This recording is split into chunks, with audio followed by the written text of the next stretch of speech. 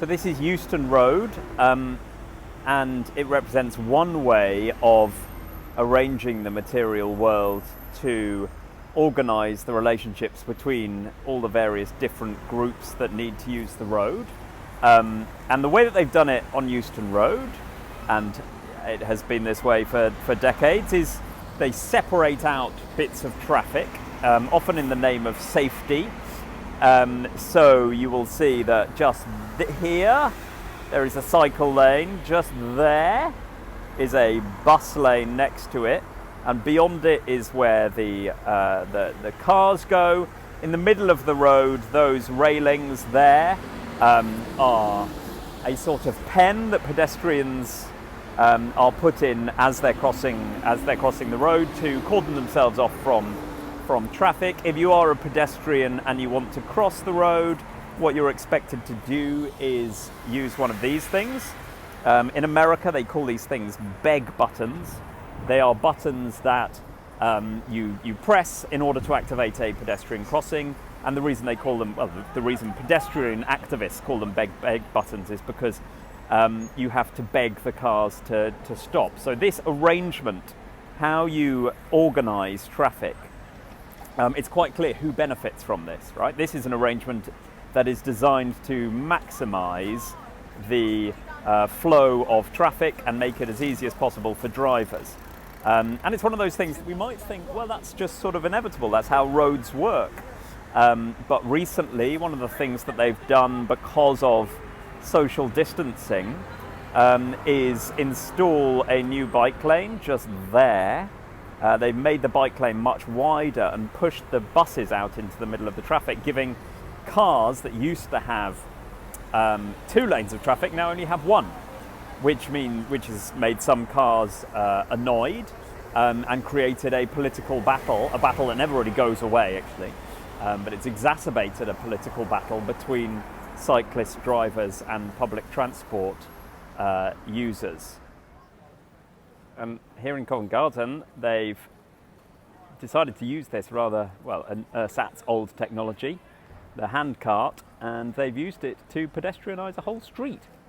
I guess based on the idea that you shouldn't let a crisis go to waste, people who support pedestrianisation have said, well, let's take advantage of social distancing to get cars out of Covent Garden entirely and try to make the place a more livable street. Let's see if that stays after the pandemic's over. Here is a rather different philosophy, a rather different way of arranging traffic. This is Exhibition Road in South Kensington, an altogether more smarty pants bit of London. Down there you've got the Science Museum. On that side you've got the Victoria and Albert Museum just there. Imperial College London, boo, obviously. Exhibition Road was quite interesting because they redesigned it, a few years ago now, as an experiment in what has come to be called shared space. So rather than separate out different road users to put everybody in their place and say, stay in your lane, the idea of shared space is that you can, in effect, intentionally mix everybody up. So there are no curbs here. There's nothing to say where the road ends and the pavement begins. It's not clear what is pavement and what isn't.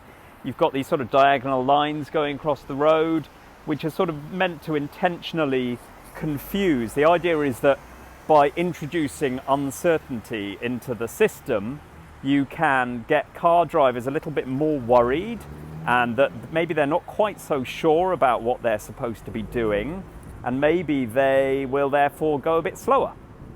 So the slogan of the shared space movement is sometimes unsafe is safe, that by making something that seems less safe, you're actually increasing the overall safety of the system by slowing down the cars. And one way that they do that in design terms is to strip away all of the furniture, the apparatus that normally marks cars. So no traffic lights, no curbs, very few signs. You're just trying to sort of introduce some healthy uncertainty into the system. And it's a very different way of organising the same problem, which is how do you get different road users to use the same bit of road together.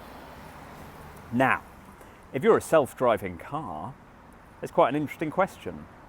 Which one of these things would you prefer? Would you prefer the segregated roads of Euston Road, where things are predictable and where road users are where you expect them to be, or would you prefer the shared space uncertainties of this sort of environment? And if the technology of the self-driving car is as successful as its proponents would like to proclaim, what might that mean for the design of our streets? Will it mean that our streets become a bit less like this and a bit more like the sort of segregated space environments that are a bit easier for a self-driving car's algorithms to handle? It's one of the ways in which a technology that purports to just be about replacing human beings could have profound implications for how we actually make our cities.